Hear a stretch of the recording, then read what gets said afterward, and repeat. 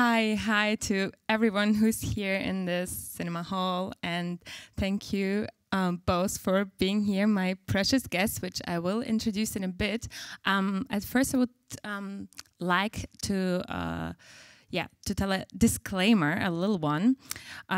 So first of all, I would like to point out that we face by now 1.5 years of full-scale war in Ukraine, which is aggressed by Russia, actually already over 9 years ago, but like a full-scale war started 1.5 years ago in February 22. And exactly 15 years ago, in August 2008, Russia aggressed Georgia in a 5-day war and occupied 20% of the territory. So I just wanted to keep this in mind during this whole talk and beyond also. So let's welcome my guest here. So hello to Faina Yunusova to my left here. Hi, Faina. Hi. So you're an artist. Maybe you can introduce your work later in more directly and more fully. So you work transdisciplinary with monumental paintings, installations, social media, and I guess soon film too. Maybe it's a sneak peek. Spoilers. Sorry. And Creams, aka Natia Chichinadze. Hey. Hi. So you're a composer, a musician, producer, and you are creating this great futurist, rebellious, metaphysical, dark pop sound. And I love them. Thank you very much. Yeah, I love both of your works. That's why I'm happy to see you here and that you accepted my invitation for this talk, which I conceived for Pop-Kultur 23, and I'm very thankful also to Pamela Owusu-Brenia, who actually backed me up for this talk here. Good. So the idea of this talk was, or is maybe, that we try to ask ourselves what role art and culture in general and your art fields plays in terms of digesting and opposing like imperialistic heritage, and in a special Eastern gaze, because we are we are all three of us from specific regions of this world which are considered to be Eastern Europe. Even so, some of us are born in Central Asia, but that's why I said it like Eastern Europe, because like from Eastern side, from European side of view, everything more east is considered like Eastern, like Europe, wherever. So yes. In other words, let's talk about art and pop as agents for decoloniality. And I would like to start with the first question. How or like when did it start that you reflected on terms like imperialism, coloniality, decoloniality, and like why did you start to do it in your works? I faced you, Creams, so... First of all, thank you for giving me the opportunity to discuss this very important topic here with you. And I think that like it's a like very like at some point it's a very abstract question for me, because like it feels like it's always been there, because I was only 13 when I experienced what war was, not in a full scale though. It was like a very short passage, but anyway, I was like very young. I had no idea what was going on. And the worst part was that even my parents had no idea what was going on. So it was like very scary, very fearful experience. And that was like the day I realized the specter of imperialism, like specter of a country that tries to dominate everything around its territory. So like for me, it's always been there, you know, like it's like, I've always been there. My subconscious existed when I was 13. Therefore, like this event and like this fact also existed since then. But also the terms like the terms themselves, like imperialism and decolonization. Did you like did you hear them already in the Like childhood? as the word, you mean? Yeah, like the terms. Like maybe like when I was like, I don't know, in high school more. Yeah, because we all knew about like England being a colonizer, France being a colonizer, African countries being colonized, and like at some point also like Soviet, like because like we all are considered like post-Soviet countries, so these 15 states were like colonized practically, right? Like there was this myth that they were living in union, but it was such a big lie. So yes, we were definitely colonized, and this was something we were taught in school as well, at least in Georgia. Yeah. So how was it with you, Faina? Yeah, thank you for inviting me also, and I'm also happy and a bit nervous to talk about it, because this topic makes me so angry. And so I can lose some words, and because about my emotions.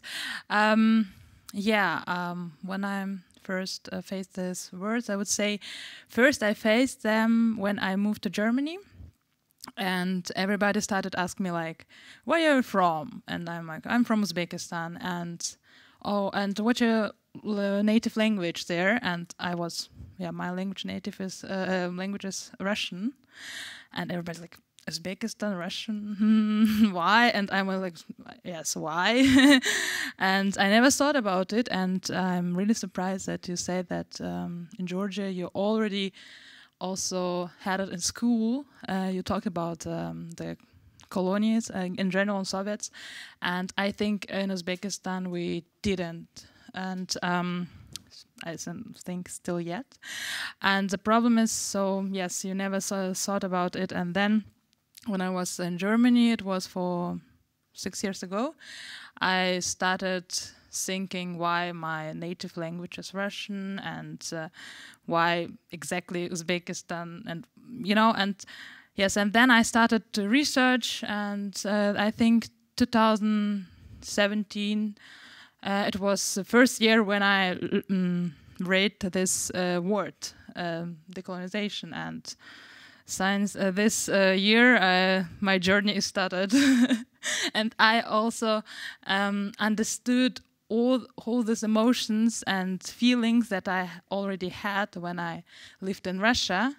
And that's whole experience, what I had there, it was about being other in our empire, what to say.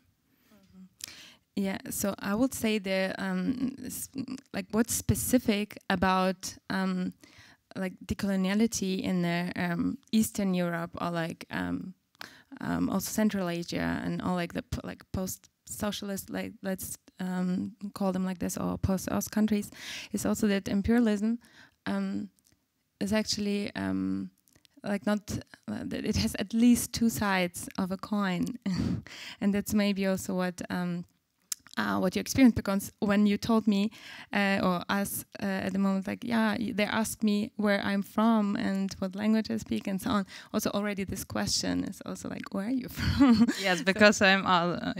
So no, we are talking because of course everybody understands because I also did this disclaimer that we are mostly talking about Russian Empire, and Russian colonization, and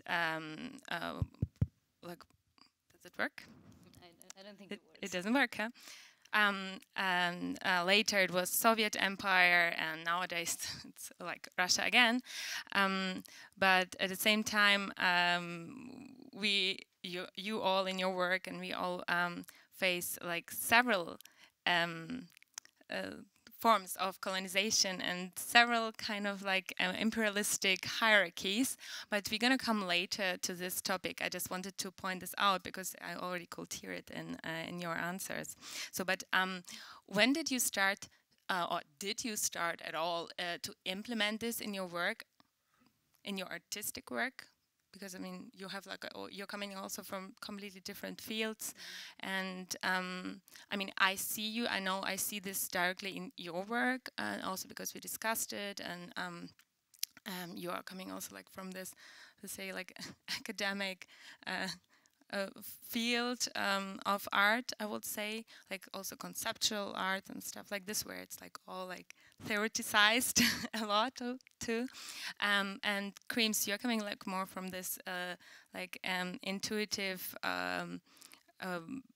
yes, songwriting and being like music producer, but and so I would say like your text also, they're very, I mean, they could be read in all kind of ways, but so to start with your art, because it's all about art, what we talk about, where can we find it in your work, in your text? How can I read your songs? Because I mean, how am I allowed to read them? Yeah. So first of all, I'll say that like there are two sides in my art, because like it might be like viewed in two perspectives. One is like a sound, like purely sound, and the other half is the lyricism, which are sometimes intertwined, sometimes they're not. But the most important factor is that like I'm not a big fan of like direct art. I know that for some people it's really important to see like the exact image of something to understand what's going on, but for me, like I'm a big fan of like metaphor and symbolism. So whenever I do something, it doesn't really matter what, even in my visual world, it's always something either metaphoric or something that tells you a story which you can interpret in your way. As for like my ethic of writing and choosing a topic, I don't really know what I'm writing about. The fact is that like the only filter that I'm putting my art through is my emotional state and my emotional being. So it depends how I feel for that time, you know.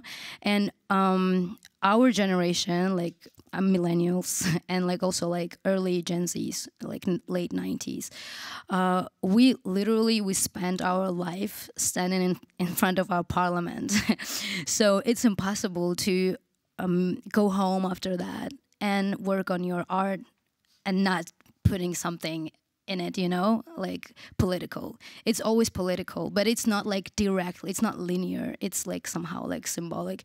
So when I'm just trying to like express my emotions, and you can take it as you want. You can look at it as through the political lens, you can look at it as like relationship problem lens, like, you know. Yeah, it's like, I don't know, sometimes I'm thinking about fighting. You can look at it like fighting the government, fighting the imperialistic countries, or you can look at like fighting your inner demons, you know. So it's like, I feel like it's the more correct way to make art for me, and easier way. Yeah, no, sometimes I read like your songs like a toxic relationship, and it was like, okay, you're talking politics here. Yeah, like, yeah, true. I think that like you should be able to understand it however you want. Like I think even if you read like literature, like the best thing is like to take what you need from it, but not exactly what the author is talking about, you know? Like because you have like your own perspective and you're looking at it through your own lens, and that is important actually. It's not important what they're writing. It's important what you perceive and what you get from that particular like medium. Okay, so Faina, how was it for you when your journey started, as you told? How did it feel? Was it like, oh wow, I started completely new way of doing art? I changed completely my, I don't know, topics? No, wasn't like that. It was more also intuitive and emotions. A lot of emotions I had, and I'm also not a fan as a creams. Sorry, screams. Yeah, to do it directly, because I think it's not a choice. And in my country, it could be also danger. So I mean. So that's why I learned, I would say, also as a child, not to talk directly what I think, or not to do things and hiding them. And also in my art, I maybe if you see my installations or paintings, you think, oh, it's just fun. That's good. But if you look closely and can you then you can maybe explore more what I hidden under this funny and fancy maybe situation, and yeah, that's my strategy, how I work as the artist. And if you ask me if I thought about that my art is, I mean, I do it because I want to do something against imperialism. I never thought about it. I just did it, and you know, it wasn't like, oh my God, yes, I want to do something against imperialism. No, it wasn't like that. It was like, I have the feelings and I cannot control them, and I'm so angry.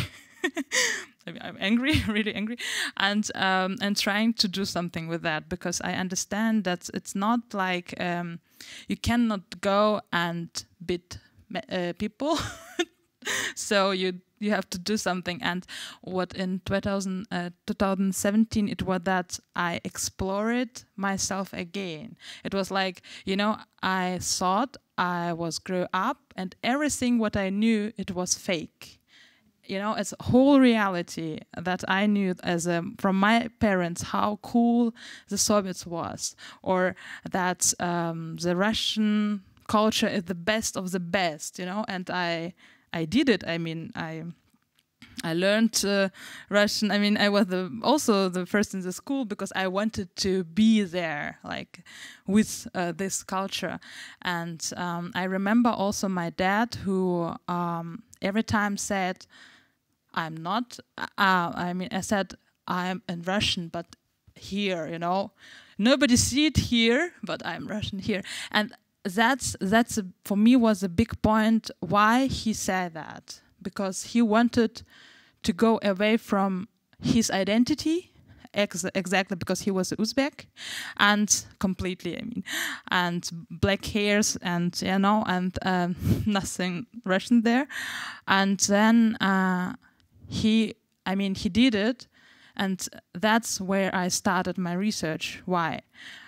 And then, you know, the whole reality was fake for me after that, when I explored this decolonial way and decolonial thinking. And yes, but I was a bit radical maybe in the beginning, but after that now. How radical? Can you explain this points?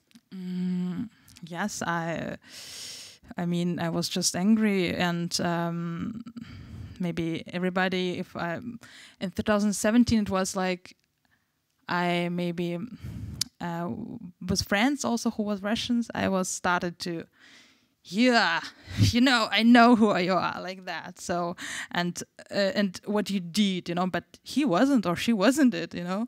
And that was the point where I thought, okay, I have to rethink my style. And then, yes, because, you know, these people is also, I think, the victim of this propaganda, and from this whole situation, from like this philosophy, also imperialism philosophy, and we are all stuck in this trap, you know. So that's what I explored and trying to do more visible during my art. I actually built a lot of traps. Yeah, building. Thank you. Maybe we can come back later to this point of anger too, because I find this. I mean, I think this is the motor maybe for for many things. Also maybe for your work. But so, how's it to be? Let's shift a little bit now, because I want to do it earlier now, because I was planned later. How is it to be for you, like here? We are here now in Berlin. Hi, Berlin. And you're seen here. I mean, I didn't present you as those, but you presented yourself, and somehow it's also maybe well seen. How is it to be for you, like the artist from originally Georgia, originally Uzbekistan? How does it feel to be here? How is it to be? How does it feel to be like labeled, like how, to represent your country? It's a nice feeling, I would say. Like I thought that your question would be a bit different, to be honest. I thought that you would go to like the topic of like post-Soviet country label, but it wasn't the question. You can go there, because I hate that. Yeah, because like Georgian as a Georgian, of course, like I'm proud, like crazy, but like as a post-Soviet country, I really hate it. But also like it's very like it's such a tendency that I see that like Georgians hate it the most in the former like this post-Soviet countries, because like Georgians, they were always the first ones to like demonstrate against Soviets. They were the first ones who hated it, like to hated mean like slaves, because it was slavery technically. But like yeah, even nowadays, even like at school, like I was like really surprised that you said that you felt Russian, because we never felt Russian. Like even though my grandma is Russian, I never feel a tiny Russian in my blood. Like I know it's weird, but like it was always obvious for Georgian people that Russia was like a oppressor. Country. Yeah, like somehow, like I know. And the crazy thing is that like why we know history is that we don't want to repeat the same mistakes, but we always do repeat the same mistakes, you know. And that's why like the consequences, we have the consequences in our country. We had war in 2008, now we have war in Ukraine. And this happens because like still there are some people, and there are so many of them, who still think that Soviet Union was somehow good. Like there are people, I know that there are people who love communism, and it's quite trendy now. Like I don't know why, but I meet so many young people who think that like communism might work. Like it doesn't work. We know that. Like it doesn't work at all. And like the consequences it has, and it had. And we still are like we still have like these consequences, you know. We're still fighting them, you know. Yeah, but I don't know, like besides that thing, like I feel like I'm totally represent myself as like Georgian. I don't really like maybe Soviet mosaic is like the only thing that like reminds me of Soviet in Georgia, you know. Otherwise mentality is so strongly against it that I don't feel it. I don't feel like post-Soviet. But how is it to be like in a country where like the government is still like actually controlled in a way? Maybe we can see hierarchies here, like how much control, or how colonial was deeply colonial was the impact, I don't know, in Central Asia. Here we see already maybe different levels of and also independency after 91, like after the breakdown of the Soviet Union. But how is it to live in these countries where I know like Georgian people are going to the protests like this, you know, but the government is still. But besides, like I 100% agree that our government is pro-Russian, but like it's not that obvious pro-Russian, because they're afraid of people. Like we don't let them be officially pro-Russian. It's never gonna happen, because the next day they will just drop their weapons and run, because people in Georgia are like very demonstrative, like very severely demonstrative. They just need one commentary on something and they're all out. So how is this connected to our culture and like art, music, I don't know, literature? You mean what impact does that have on this? It has a independency.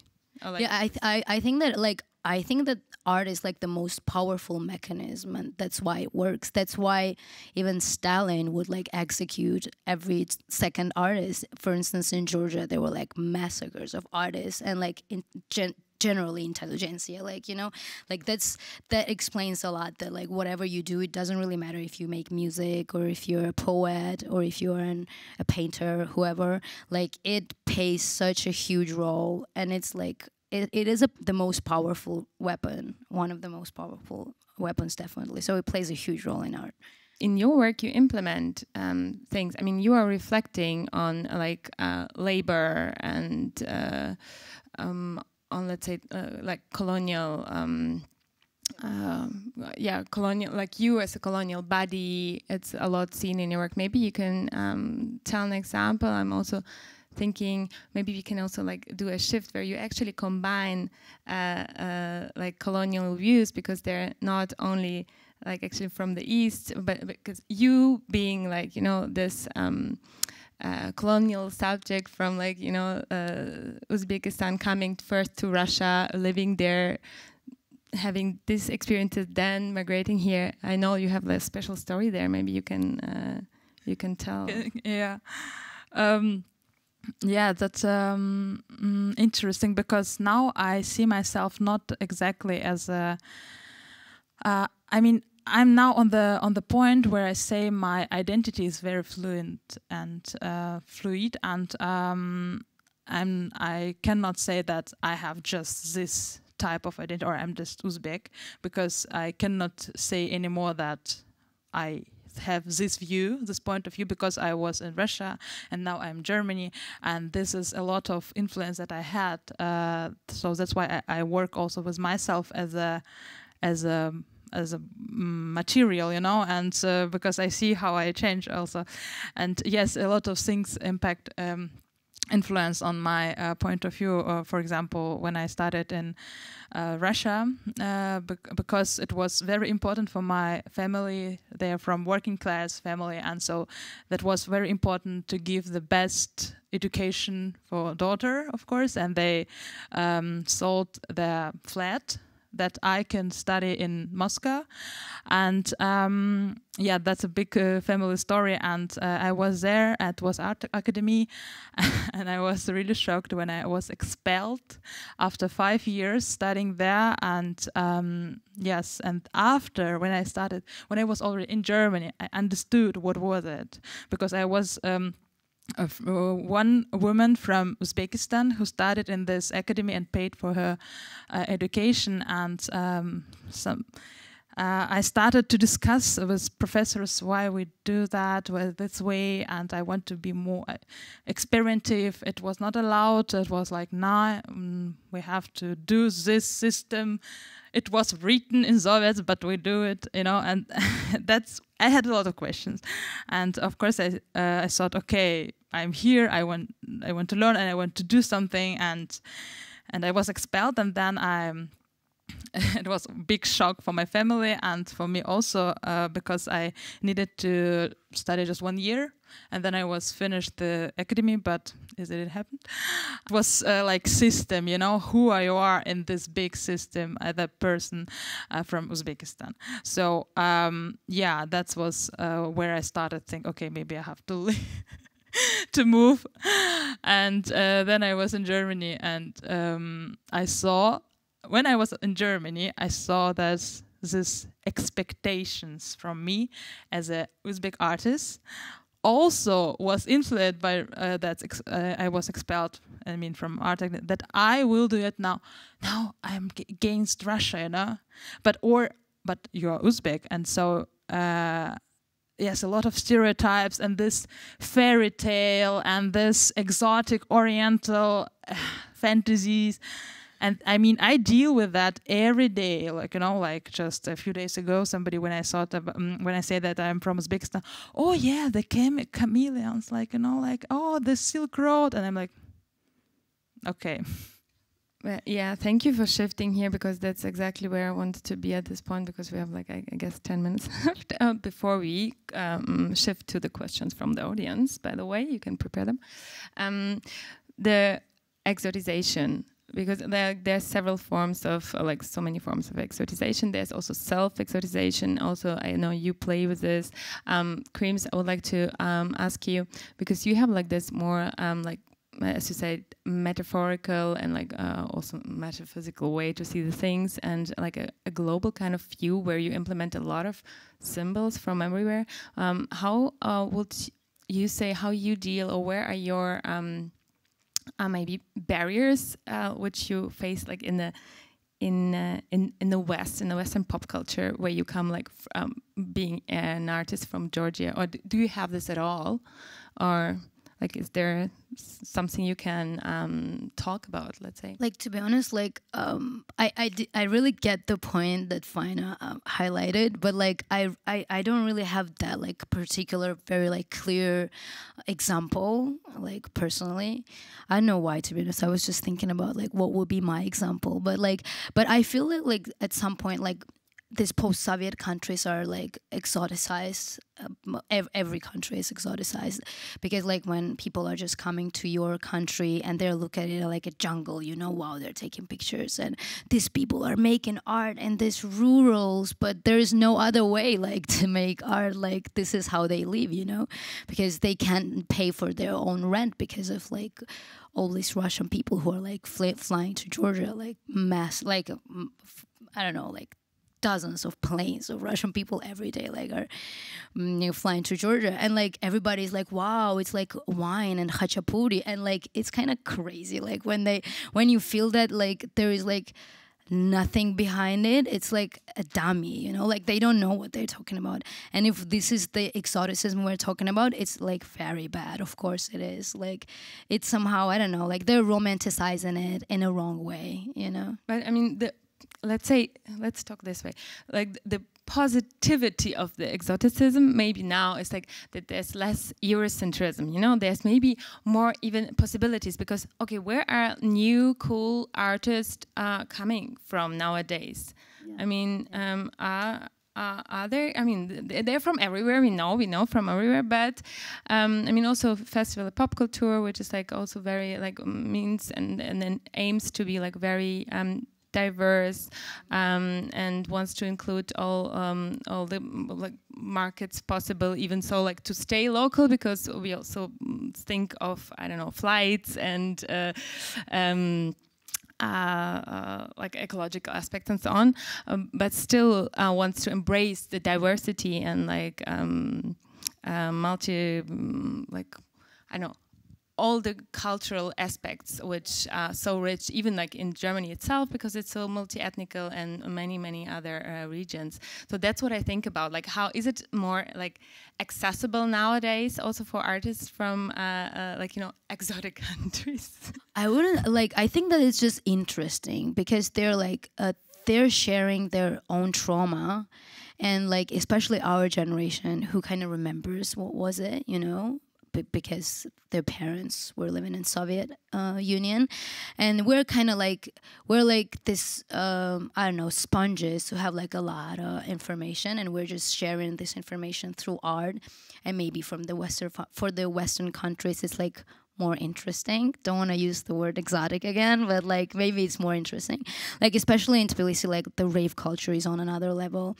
And I read so many articles saying like Tbilisi is like the new Berlin, the Mecca of techno and stuff like that, which like is like it's a very vibrant scene in Georgia. Like musical scene is very vibrant, and like that might be also a point that like they depict their trauma, and it's like a mixture of something they had and they're having right now, you know. And also the fact that like Georgians, they've always considered themselves Europeans, so like this is like a little bit of everything. So maybe it's more interesting for Westerners. Oh, okay, yeah, and just maybe you wanted to hear like how hard or not hard is it to build a career like in the West, because like even so like all the big labels, big opportunities, possibilities are still like in the West. You still have to go West. You're still here. That's what I wanted. Like I think I wanted to go there like a little bit, you know. We're tweaking. Yeah. But okay, you can also leave it like this if you don't want. Yeah, but like we will just go like if I start talking about it, we will just be talking about like show business that doesn't exist in those countries, you know. That's why people go to the Western countries. Like that's the reason, but not that they're running away from their countries. The fact that it's like like these countries are not developed, they're on the way to be developed. And like when you want to make art, like to make art, economic factors should be like on top and on point in your country. So when it's not, you don't really have a lot of time to make art, you know, like not professional. You can be an entertainer, you can make great art there, but you cannot make a lot of money out of it. So that's why a lot of people just move to different countries so their art can be like more profitable, you know. That's the only case, I guess. Thank you. That's the only thing I wanted to hear. Okay.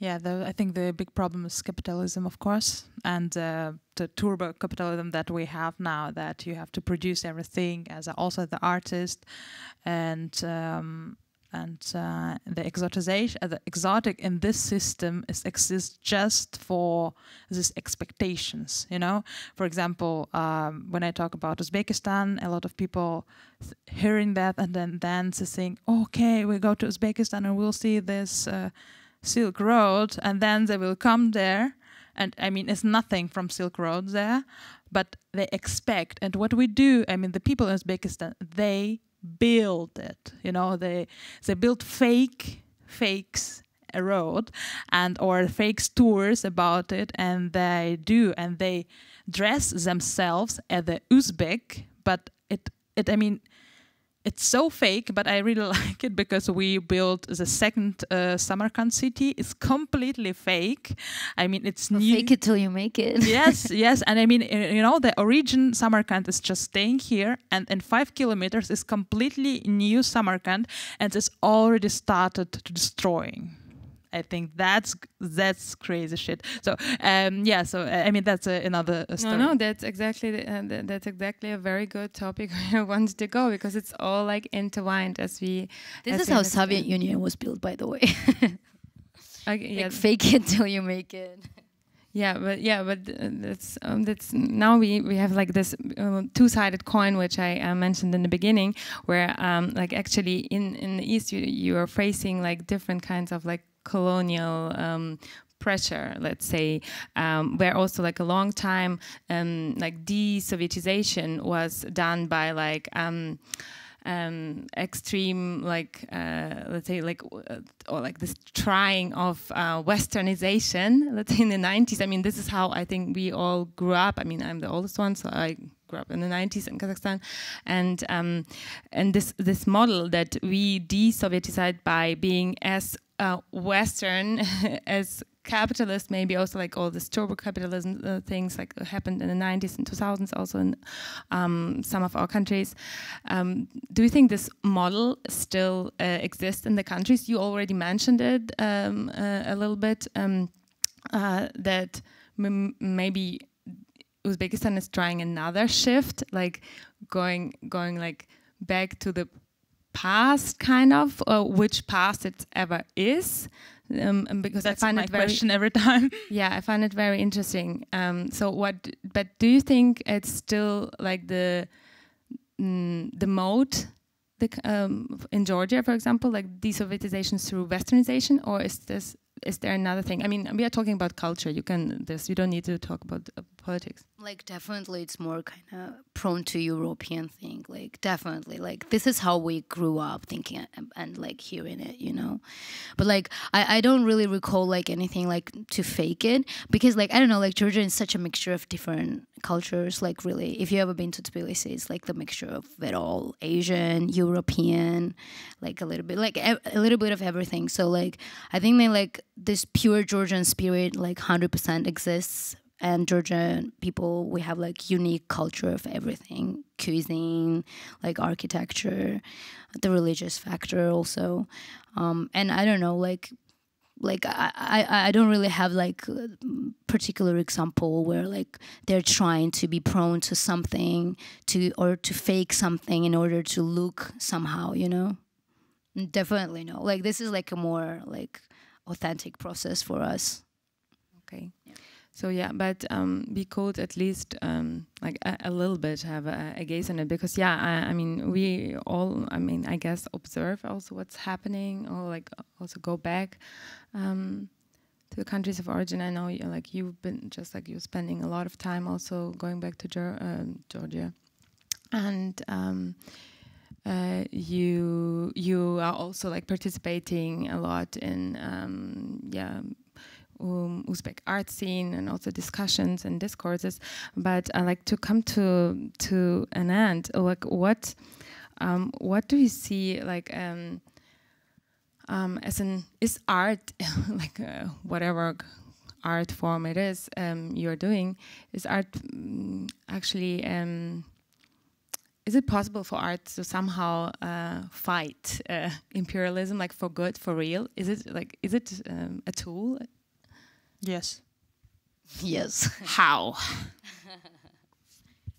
I think for me, because it's freedom, you know. That's what I maybe haven't. And when you grow up in that time in Uzbekistan, I remember that I was 18 and we talked in the kitchen very, very quiet because a lot of people, not my family, a lot of people saw that everything will hurt. I mean, you know, everybody, but maybe not more. But it was remember from memory from Soviets time, and so I think art can fight imperialism, but not directly, I think, of course. And but I mean, how I said before, I never thought that I do with my art that I'm fighting against imperialism. But I thought what I do, that I try to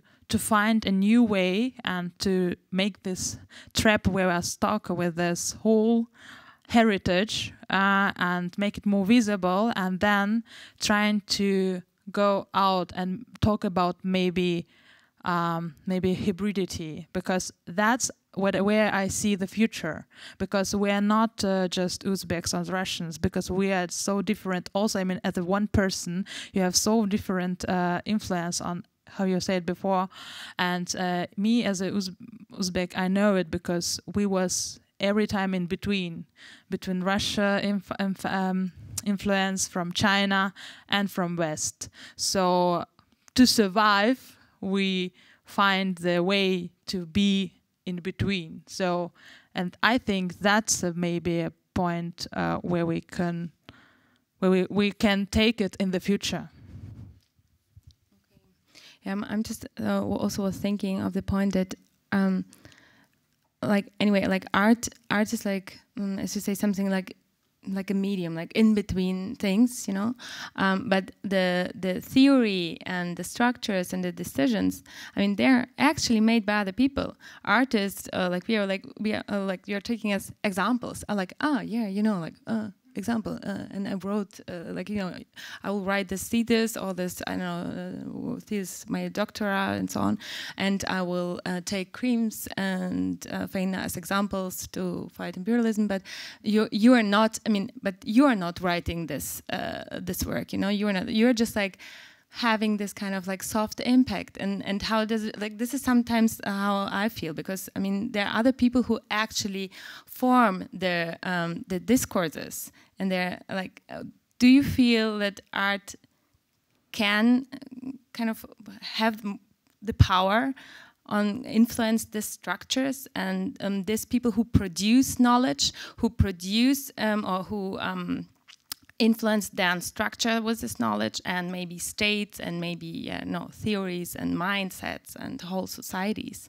Like, where is art there in this whole? I think that art is like generally like the main idea is that every person as an individual, as a citizen, like people have their own ideas and they're like spreading these ideas, and this is like a web, you know. As an artist, you definitely have a fan base, right? You have social media, you have like 10 or 20k people watching your stories every day, or you do your exhibition at the gallery and like 300 people are looking at your art, and like the messages we send, like they're spreading. It's not just like one person sees it, one person says it to other person, like if the idea is good, if they like it, and it spreads crazy like a virus, like a good virus, you know. That's why I think that like art is like the most powerful weapon, and that's why I think that if I can change one person's mind, I can change like million people's mind, I guess, at the end of the day, you know. Like looking from that positive perspective, which is like pretty possible. Like maybe just a point, because I thought what you said, and I think that's very important to say it. I'm very thankful for this stage that I have a voice, but the place for this, but I think that I'm from Uzbekistan. It doesn't mean that I have to find every time, you know. So that is, I think, very important to say, because, you know, there's again this expectations, what I said already before, that, I mean, that's, I'm from Uzbekistan, you have to fight against your government, against Russia, against everything, against West influence, you know, and I'm the person, and every time if you, I found for me the best formula that if the same question was asked a white person, you know, then I mean it's the same. I mean here sitting the person from England and somebody, I don't know, and if the same question was asked the same person, if not, then is not okay. That if the same question also for me, you know. So I think that's a point where I try to find this. Yeah, I love those two statements. I think they are perfect for the end of this discussion here, and we open to questions. Oh. Thank you. Do you have questions which can be asked? I'll just give mine. Hello, thank you for this talk. My question might be critical, but don't take it personally. This is just general question I would like to ask many artists who are not working from their countries. How do you keep connected to your country? What do you do to not get divorced from the context? Because if you do apply some identity of the culture, playing with it, you have to know and feel it. What do you do? Yeah. You can answer it. Very good question. Thank you very much. Because that question I ask myself every day, you know. Can I still talk about being Uzbek? Or can I still talk about being Uzbek woman? Because yes, I'm really privileged now because I have this freedom and I'm in Europe. I can different languages and I have this access to knowledge. So that's very important. And yes, and I found the answer because I'm connected during my family, and my family live in Uzbekistan, and every day in the Telegram chat I see news, what happens. My mom is very productive, so yeah, and but I'm traveling very often to Uzbekistan, but of course I'm not anymore in this be there, so that's why I talk about hybridity. That's why I think the future is about more open maybe, or maybe more diverse, and that's not mean because I talk not about just my Uzbek side, you know, in my art. I talk about a lot of influence. So and I'm playing with that. So that's how I find this answer for me. Yeah, because in Georgia, for instance, like the #1 connection for me, like to my family, to my friends, is like discussing politics. I know it's so crazy, but in Georgia, everybody is so politically active. It's hard to find a political person, like I swear, because everybody talks, and everybody has like this like Telegram for Ukraine news. And also, this is like the second topic that we're gonna discuss after Georgia. We're always gonna discuss Ukraine, you know. And this is like the first thing that you can even like people connect to each other through political parties, you know, because like it automatically means which side you are, you know. Either you are like a bit Russian, which is like rare, but like anyway, like, you know, there are ways to depict that, or you're like more European side, you know. Yeah, so in Georgia, like that's the #1 thing to discuss, like always politics. This is how even artists, like it's impossible to not be interested in politics because it's tiny. Georgia is tiny, and if you just miss one news, you're like, what's going on? Yeah. When I was asking you how you feel about being like the representative for Uzbekistan or Georgia, it was also like meant a little bit in this way, but whatever. It's great. Anya Kin, who is from Kazakhstan and also in arts, and gave me this shirt. By the way, I will. It's what's written here? maybe you can tell us, because you're the pro to tell why and what's this project about, because it's also decolonial. Yeah, thank you. In Kazakhstan, actually, it has become really popular to talk about anti-colonial recently, since the war started. And this movie is actually about segregation of the word, which is like N-word, but in Kazakh language, which originally means the name of fortune teller Mohammed. And this is like short version of this word. And our friend Suyun Bike, who is a Reggie, she's making a movie about language decolonization in Kazakhstan. Cool. And she's Kazakh. Yeah, Suyun Bike Suleimanova, and like one. How white girl can talk about Kazakh? Yeah, I got it gifted from my friend, so I have the right to wear it. I got it gifted from the Reggie herself. Very good.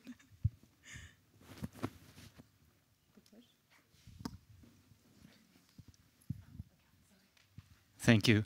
You just mentioned the war in Ukraine, and thinking about imperialism, I also have to think about the invasion. And so I would like to know, how did the war influence your art? Was this question to me or to Van? Because I can't see you. To both of you. Both of me. Like you are asking how this war influenced my art, like war in Ukraine, right? Yes. Yeah, like Ukraine is like a very important topic for me, because like my grandma is half Ukrainian and I have a lot of relatives there. But like for not to just speak from my side, but from like the whole country's perspective, I would say that like during our war, like during like in 2008, Ukrainian people were like helping us in this war, and now when Ukrainians have this crazy war in Ukraine, like our government was kind of against helping them, so a lot of people volunteered. So it was like this act of courage for us, and like this very beautiful act, very beautiful gesture that like, I don't know, warmed so many hearts.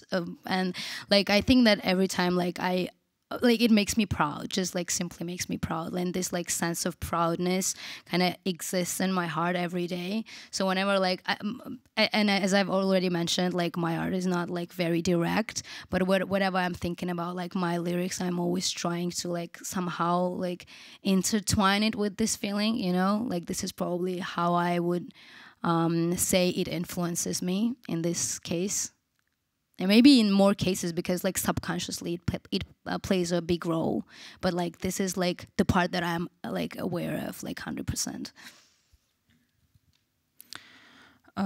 Yeah, I'm just thought how a very good question, thank you.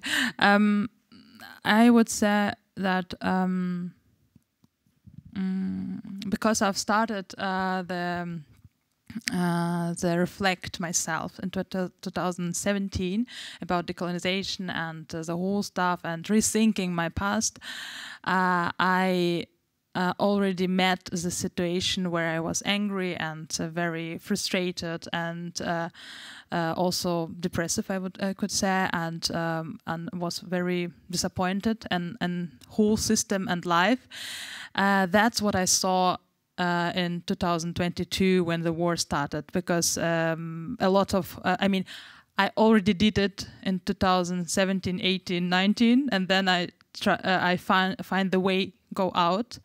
But I saw how my friends and also people who I know was affected, and how they started to rethinking their pasts, and also Russians, because I had also the friends in Moscow, and I saw how the families destroyed, you know, like that the old generation against young generation, and they're saying, okay, this war is good, and the young generation saying, no, it is not good, and I saw how it affected, and first I thought about humanity, you know, about just people there, and for me it was very important, because it was so much hate in the air, and so was so much angry and so much disappointment, of course, and a lot of people there was right, they were right with that, but I already had it this period, so I saw it, and my art started maybe more diversity, I would say, because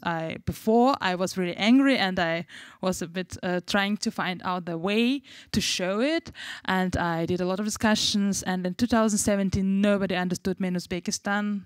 They said, okay, girls, not right. So, but in 2022, when I talked about the coloniality and all the stuff, a lot of people just understood what's going on.